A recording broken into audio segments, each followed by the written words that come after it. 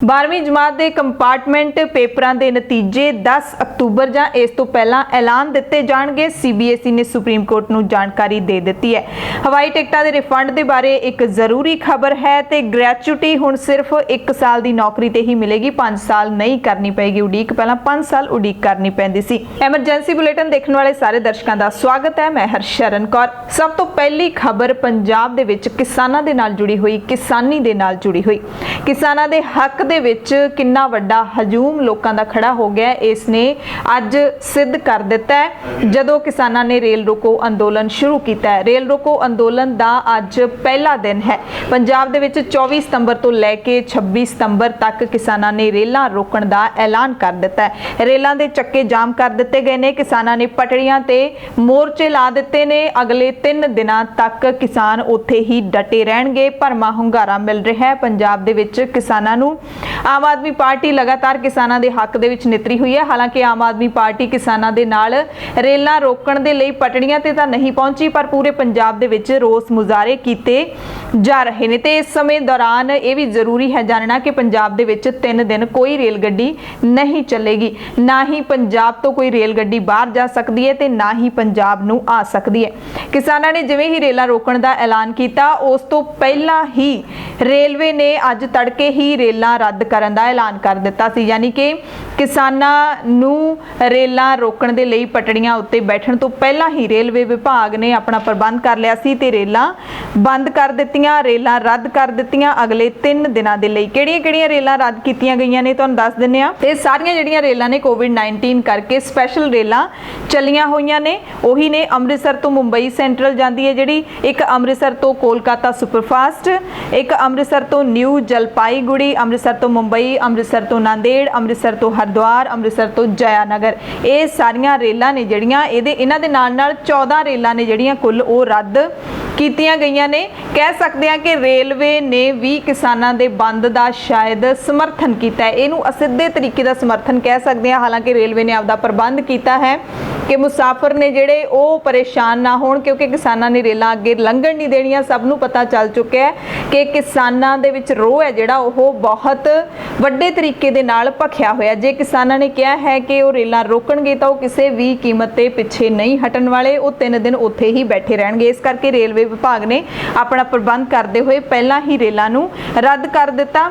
ਤੇ ਸੋ ਜਿਹੜੇ ਲੋਕਾਂ ਨੇ ਵੀ ਅਗਲੇ 3 ਦਿਨਾਂ ਦੇ ਵਿੱਚ ਅੱਜ, ਕੱਲ੍ਹ ਤੇ ਪਰਸੋਂ ਨੂੰ ਸਫ਼ਰ ਕਰਨਾ ਸੀ, ਉਹ ਰੇਲਵੇ ਸਟੇਸ਼ਨਾਂ ਦੇ ਉੱਤੇ ਨਾ ਜਾਣ। ਪੰਜਾਬ ਦੇ ਕਿਸੇ ਵੀ ਰੇਲਵੇ ਸਟੇਸ਼ਨ ਤੇ ਨਾ ਜਾਣ, ਕਿਉਂਕਿ ਕਿਸੇ ਵੀ ਨਾ ਹੀ ਤਾਂ ਕੋਈ ਰੇਲ ਗੱਡੀ ਚੱਲਦੀ ਹੈ ਤੇ ਨਾ ਹੀ ਤੁਹਾਨੂੰ ਰੇਲ ਗੱਡੀ 'ਚ ਬੈਠਣ ਦਿੱਤਾ ਜਾਏਗਾ। ਸੋ ਇਹਦੇ ਨਾਲ ਐਮਰਜੈਂਸੀ ਬੁਲੇਟਿਨ ਦੇ ਵਿੱਚ ਇਹ ਵੀ ਦੱਸ ਦਈਏ ਕਿ ਕਿਸਾਨਾਂ ਨੇ ਖਾਸ ਤੌਰ ਤੇ ਇਹ ਐਲਾਨ ਕੀਤਾ ਹੈ ਕਿ ਕਿਸੇ ਵੀ ਸਿਆਸੀ ਪਾਰਟੀ ਦਾ ਲੀਡਰ, ਯਾਨੀ ਕਿ ਕੋਈ ਵੀ ਸਿਆਸੀ ਲੀਡਰ ਜਾਂ ਫਿਰ ਸਿਆਸੀ ਪਾਰਟੀਆਂ ਨਾਲ ਜੁੜੇ ਕਿਸਾਨ ਇਹਨਾਂ ਅੰਦੋਲਨਾਂ ਦੇ ਵਿੱਚ ਸ਼ਾਮਿਲ ਨਾ ਹੋਣ। ਸਾਨੂੰ ਉਹਨਾਂ ਦੀ ਕੋਈ ਲੋੜ ਨਹੀਂ ਹੈ।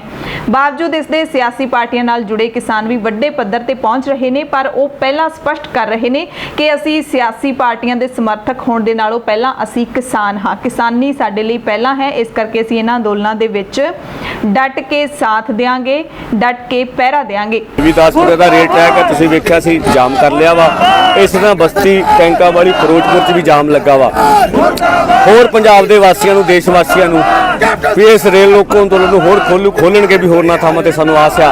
ਹੋਰ ਦੇਸ਼ ਵਾਸੀਆਂ ਨੂੰ, ਪੰਜਾਬ ਵਾਸੀਆਂ ਨੂੰ ਬੇਨਤੀ ਆ ਵੀ ਵੱਧ ਤੋਂ ਵੱਧ ਪੰਜਾਬ ਦੇ ਲੋਕਾਂ ਨੂੰ ਬੇਨਤੀ ਆ, ਖਾਸ ਕਰਕੇ ਨੌਜਵਾਨਾਂ ਨੂੰ ਬੇਨਤੀ ਆ, ਉਹ ਇਸ ਧਰਨੇ ਵਿੱਚ ਸ਼ਮੂਲੀਅਤ ਕਰਨ। ਉਹਨਾਂ ਦਾ ਸਵਾਗਤ ਹੋਊਗਾ। ਸਿਆਸੀ ਲੀਡਰਾਂ ਨੂੰ ਸਾਡੇ ਬੇਨਤੀ ਆ ਵੀ ਉਹ ਸਿੱਧੇ ਇਸ ਧਰਨੇ ਵਿੱਚ ਰਹਿਣ। ਅਸੀਂ ਕਿਸੇ ਸਿਆਸੀ ਪਾਰਟੀ ਨੂੰ ਆਪਣੇ ਮੰਚ ਤੋਂ ਬੁਲਾਉਣਾ ਨਹੀਂ ਚਾਹੁੰਦੇ। ਸਾਡੀਆਂ ਪੋਲੀਟੀਕਲ ਪਾਰਟੀਆਂ ਇਮਾਨਦਾਰੀ ਨਾਲ ਕੰਮ ਨਹੀਂ ਕਰ ਰਹੀਆਂ, ਇੱਕ ਦੂਜੇ ਤੇ ਦੂਸ਼ਣਬਾਜ਼ੀ ਲਾ ਰਹੀਆਂ, ਇੱਕ ਦੂਜੇ ਤੇ ਖਿਲਾਫ ਬੋਲ ਰਹੀਆਂ। ਇਲੈਕਸ਼ਨ ਦਾ ਸਮਾਂ ਨਹੀਂ ਹੈਗਾ। ਅਸੀਂ ਕਹਿੰਦੀਆਂ ਸਾਰੀਆਂ ਪੰਜਾਬ ਦੀਆਂ ਜਮਾਤਾਂ ਇੱਕ ਥਾਂ ਇਕੱਠੇ ਹੋ ਕੇ ਮੁੱਖ ਮੰਤਰੀ ਨੂੰ ਨਾਲ ਲੈ ਕੇ ਤੇ ਦਿੱਲੀ 'ਚ ਜਾ ਕੇ ਮੋਦੀ ਸਰਕਾਰ ਤੇ ਦਬਾਅ ਪਾਉਣਾ। ਜਦੋਂ ਤੁਸੀਂ ਇਲੈਕਸ਼ਨ ਲੜਨੀ ਹੋਊਗੀ ਉਦੋਂ ਇੱਕ ਦੂਜੇ ਤੇ ਦੂਸ਼ਣਬਾਜ਼ੀ ਕਰ ਲਿਓ। ਪੰਜਾਬ ਨੂੰ ਬਚਾਉਣ ਦਾ ਸਵਾਲ ਹੈ, ਦੇਸ਼ ਦੀ ਖੇਤੀ ਨੂੰ ਬਚਾਉਣ ਦਾ ਸਵਾਲ ਹੈ। ਕਿਸਾਨ ਲੀਡਰਾਂ ਨੇ ਇਹ ਵੀ ਐਲਾਨ ਕਰ ਦਿੱਤਾ ਹੈ, ਪੂਰੀਆਂ ਜਿੰਨੀਆਂ ਵੀ ਕਿਸਾਨ ਜਥੇਬੰਦੀਆਂ ਨੇ ਉਹਨਾਂ ਦੇ ਵੱਲੋਂ ਐਲਾਨ ਕੀਤਾ ਗਿਆ ਹੈ ਕਿ ਪੰਜਾਬ ਦੇ ਵਿੱਚ ਬੀਜੇਪੀ ਲੀਡਰ ਅਤੇ ਵਰਕਰ ਉਹਨਾਂ ਦਾ ਮੁਕੰਮਲ ਬਾਈਕਾਟ ਕੀਤਾ ਜਾਵੇ। ਮਾਨਸਾ ਤੋਂ ਇੱਕ ਕਿਸਾਨ ਲੀਡਰ ਰੁਲਦੂ ਸਿੰਘ ਨੇ ਦੱਸਿਆ ਹੈ ਕਿ ਜਿੰਨੇ ਵੀ ਪੰਜਾਬ ਦੇ ਵਿੱਚ ਬੀਜੇਪੀ ਦੇ ਲੀਡਰ ਨੇ ਤੇ ਵਰਕਰ ਨੇ, ਉਹਨਾਂ ਦੇ ਘਰਾਂ ਦੇ ਉੱਤੇ ਬੀਜੇਪੀ ਪਾਰਟੀ ਦੇ ਝੰਡੇ ਲੱਗੇ ਹੋਏ ਨੇ। ਤਾਂ ਸਾਡੇ ਜਿਹੜੇ ਵਰਕਰ ਨੇ, ਸਾਡੇ ਸਮਰਥਕ ਨੇ ਜਾਂ ਕਿਸਾਨ ਨੇ, ਉਹ ਘਰ ਘਰ ਜਾ ਕੇ ਉਹਨਾਂ ਨੂੰ ਕਹਿਣਗੇ ਕਿ ਤੁਸੀਂ ਆਪਣੇ ਘਰਾਂ ਤੋਂ ਜਾਂ ਤਾਂ ਬੀਜੇਪੀ ਦੇ ਝੰਡੇ ਲਾ ਦਿਓ ਜਾਂ ਫਿਰ ਕੇਂਦਰ ਦੇ ਵਿੱਚ ਜਾ ਕੇ ਆਪਣੇ ਪ੍ਰਧਾਨ ਮੰਤਰੀ ਮੋਦੀ ਨੂੰ ਸਮਝਾਓ ਕਿ ਇਹ ਬਿੱਲ ਹੈ ਜਿਹੜਾ ਉਹ ਕਿਸਾਨਾਂ ਦੇ ਹੱਕ ਦੇ ਵਿੱਚ ਨਹੀਂ ਹੈ, ਕਿਸਾਨ ਇਸ ਨੂੰ ਨਹੀਂ ਚਾਹੁੰਦੇ, ਇਸ ਨੂੰ ਰੱਦ ਕਰੋ। ਨਾਲ ਹੀ ਕਿਸਾਨ ਜਥੇਬੰਦੀਆਂ ਨੇ ਖੁੱਲੇ ਤੌਰ ਤੇ ਸ਼ਰੇਆਮ ਇਹ ਐਲਾਨ ਕਰ ਦਿੱਤਾ ਹੈ ਕਿ ਪੰਜਾਬ ਦੇ ਵਿੱਚ ਜਿੰਨੇ ਵੀ ਬੀਜੇਪੀ ਦੇ ਲੀਡਰ ਤੇ ਵਰਕਰ ਨੇ ਉਹਨਾਂ ਦਾ ਸਮਾਜਿਕ ਬਾਈਕਾਟ ਕੀਤਾ ਜਾਵੇ। ਸਮਾਜਿਕ ਬਾਈਕਾਟ ਦਾ ਮਤਲਬ ਹੁੰਦਾ ਹੈ ਕਿ ਉਹਨਾਂ ਦੇ ਨਾਲ ਕਿਸੇ ਵੀ ਤਰ੍ਹਾਂ ਦੀ ਸਾਂਝ ਨਾ ਰੱਖੀ ਜਾਵੇ, ਨਾ ਹੀ ਉਹਨਾਂ ਦੇ ਨਾਲ ਕੋਈ ਰਿਸ਼ਤਾ ਰੱਖਿਆ ਜਾਵੇ, ਰੋਟੀ ਬੇਟੀ ਦੀ ਕੋਈ ਸਾਂਝ ਨਾ ਰੱਖੀ ਜਾਵੇ। ਇਹ ਹੁੰਦਾ ਹੈ ਸਮਾਜਿਕ ਬਾਈਕਾਟ। ਸੋ ਇਹ ਕਿਸਾਨਾਂ ਨੇ ਵੱਡਾ ਐਲਾਨ ਹੈ ਜਿਹੜਾ ਉਹ ਕਰ ਦਿੱਤਾ ਹੈ। ਐਮਰਜੈਂਸੀ ਬੁਲੇਟਿਨ ਦੇ ਵਿੱਚ ਅਗਲੀ ਖਬਰ ਵਿਦਿਆਰਥੀਆਂ ਦੇ ਨਾਲ ਜੁੜੀ ਹੋਈ ਹੈ। ਸੀਬੀਐਸਈ ਨੇ ਸੁਪਰੀਮ ਕੋਰਟ ਦੇ ਵਿੱਚ ਜਾਣਕਾਰੀ ਦਿੱਤੀ ਹੈ ਕਿ ਉਹ +2 ਦੀ ਕੰਪਾਰਟਮੈਂਟ ਪ੍ਰੀਖਿਆ ਦਾ ਨਤੀਜਾ 10 ਅਕਤੂਬਰ ਜਾਂ ਉਸ ਤੋਂ ਪਹਿਲਾਂ ਐਲਾਨ ਕਰ ਦੇਣਗੇ। ਯਾਨੀ ਕਿ ਸੀਬੀਐਸਈ ਬੋਰਡ ਦੇ ਜਿਹੜੇ ਵੀ +2 ਦੇ ਵਿਦਿਆਰਥੀ ਜਿਨ੍ਹਾਂ ਨੇ ਕੰਪਾਰਟਮੈਂਟ ਦੇ ਪੇਪਰ ਦਿੱਤੇ ਸੀ ਉਹਨਾਂ ਦੇ ਨਤੀਜੇ 10 ਅਕਤੂਬਰ ਜਾਂ ਉਸ ਤੋਂ ਪਹਿਲਾਂ ਵੀ ਆ ਸਕਦੇ ਨੇ। ਦਰਅਸਲ ਸੁਪਰੀਮ ਕੋਰਟ ਦੇ ਵਿੱਚ ਇਹ ਵਿਦਿਆਰਥੀ ਪਹੁੰਚੇ ਸੀ ਆਪਣੀ ਅਪੀਲ ਲੈ ਕੇ। ਇਹਨਾਂ ਦੀ ਪਟੀਸ਼ਨ ਇਹ ਸੀ, ਅਪੀਲ ਇਹ ਸੀ ਕਿ +2 ਦੇ ਕੰਪਾਰਟਮੈਂਟ ਦੇ ਨਤੀਜੇ ਦੇਰੀ ਨਾਲ ਆਉਣ ਕਰਕੇ ਉਹਨਾਂ ਨੂੰ ਕਾਲਜਾਂ ਦੇ ਵਿੱਚ ਦਾਖਲਾ ਨਹੀਂ ਮਿਲ ਰਿਹਾ, ਕਾਲਜਾਂ ਦੇ ਵਿੱਚ ਦਾਖਲਾ ਲੈਣ ਦੇ ਵਿੱਚ ਦੇਰੀ ਹੋ ਰਹੀ ਹੈ, ਜਿਸ ਤੇ ਸੁਪਰੀਮ ਕੋਰਟ ਨੇ ਸੀਬੀਐਸਈ ਨੂੰ ਨੋਟਿਸ ਜਾਰੀ ਕੀਤਾ ਸੀ ਕਿ +2 ਦੇ ਕੰਪਾਰਟਮੈਂਟ ਦੇ ਨਤੀਜੇ ਜਲਦੀ ਐਲਾਨੇ ਜਾਣ, ਜਲਦੀ ਤੋਂ ਜਲਦੀ ਐਲਾਨੇ ਜਾਣ। ਜਿਸ ਤੋਂ ਬਾਅਦ ਹੁਣ ਸੀਬੀਐਸਈ ਨੇ ਇਹ ਜਿਹੜਾ ਵਿਸ਼ਵਾਸ ਦਵਾ ਦਿੱਤਾ ਹੈ, ਆਪਣੇ ਵੱਲੋਂ ਇਹ ਦੱਸ ਦਿੱਤਾ ਹੈ ਕਿ ਅਸੀਂ 10 ਅਕਤੂਬਰ ਜਾਂ ਉਸ ਤੋਂ ਪਹਿਲਾਂ ਨਤੀਜੇ ਐਲਾਨ ਦੇਵਾਂਗੇ। ਅਗਲੀ ਖਬਰ ਹੈ ਹਵਾਈ ਟਿਕਟਾਂ ਦੇ ਨਾਲ ਜੁੜੀ ਹੋਈ। ਕੋਵਿਡ-19 ਦੇ ਕਾਰਨ ਬਹੁਤ ਸਾਰੇ ਇਹੋ ਜਿਹੇ ਲੋਕ ਨੇ, ਇਹੋ ਜਿਹੇ ਯਾਤਰੀ ਹੈਗੇ ਨੇ ਜਿਨ੍ਹਾਂ ਨੇ ਵਿਦੇਸ਼ਾਂ ਤੋਂ ਇੱਧਰ ਆਉਣਾ ਸੀ ਜਾਂ ਫਿਰ ਇੱਧਰੋਂ ਵਿਦੇਸ਼ਾਂ ਨੂੰ ਜਾਣਾ ਸੀ, ਪਹਿਲਾਂ ਹੀ ਟਿਕਟਾਂ ਬੁੱਕ ਕਰਾਈਆਂ ਹੋਈਆਂ ਸੀ, ਪਰ ਲੋਕਡਾਊਨ ਕਰਕੇ ਜਦੋਂ ਸਭ ਕੁਝ ਬੰਦ ਹੋ ਗਿਆ, ਰੇਲਵੇ ਸਫ਼ਰ ਵੀ ਬੰਦ ਹੋ ਗਿਆ, ਤਾਂ ਉਹਨਾਂ ਦੀਆਂ ਟਿਕਟਾਂ ਰਿਫੰਡ ਨਹੀਂ ਹੋਈਆਂ। ਉਸ ਮਸਲੇ ਦੇ ਉੱਤੇ ਸੁਪਰੀਮ ਕੋਰਟ ਨੇ ਹਵਾਈ ਟਿਕਟਾਂ ਲਈ ਮੁਸਾਫਰਾਂ ਅਤੇ ਟਰੈਵਲ ਏਜੰਟਾਂ ਨੂੰ ਕੀਤੇ ਜਾਣ ਵਾਲੇ ਰਿਫੰਡ ਲਈ ਬਣਾਏ ਨਿਯਮਾਂ ਦੇ ਮੁਤਾਬਿਕ ਕੇਂਦਰ ਸਰਕਾਰ ਤੋਂ ਸ਼ੁੱਕਰਵਾਰ ਤੱਕ ਸਪਸ਼ਟੀਕਰਨ ਮੰਗਿਆ ਹੈ। ਸਿਖਰਲੀ ਅਦਾਲਤ ਨੇ ਕੇਂਦਰ ਸਰਕਾਰ ਨੂੰ 25 ਸਤੰਬਰ ਤੱਕ ਹਲਫਨਾਮਾ ਦਾਖਲ ਕਰਨ ਦੇ ਲਈ ਕਿਹਾ ਹੈ, ਯਾਨੀ ਕਿ ਕੱਲ ਤੱਕ ਕੇਂਦਰ ਸਰਕਾਰ ਨੇ ਹਲਫਨਾਮਾ ਦਾਖਲ ਕਰਨਾ ਹੈ। ਜਸਟਿਸ ਅਸ਼ੋਕ ਭੂਸ਼ਣ, ਆਰ ਸੁਭਾਸ਼ ਰੈਡੀ ਤੇ ਐਮ ਆਰ ਸ਼ਾਹ ਦੇ ਬੈਂਚ ਨੇ ਕਿਹਾ ਕਿ ਉਹਨਾਂ ਦੇ ਲਈ ਚਿੰਤਾ ਦਾ ਵਿਸ਼ਾ ਲਾਕਡਾਊਨ ਦੇ ਅਰਸੇ ਦੌਰਾਨ ਬੁੱਕ ਕੀਤੀਆਂ ਹਵਾਈ ਟਿਕਟਾਂ ਦਾ ਪੈਸਾ ਰਿਫੰਡ ਤੇ ਨਾਨ ਰਿਫੰਡ ਕਰਨ ਦੇ ਨਾਲ ਹੈ।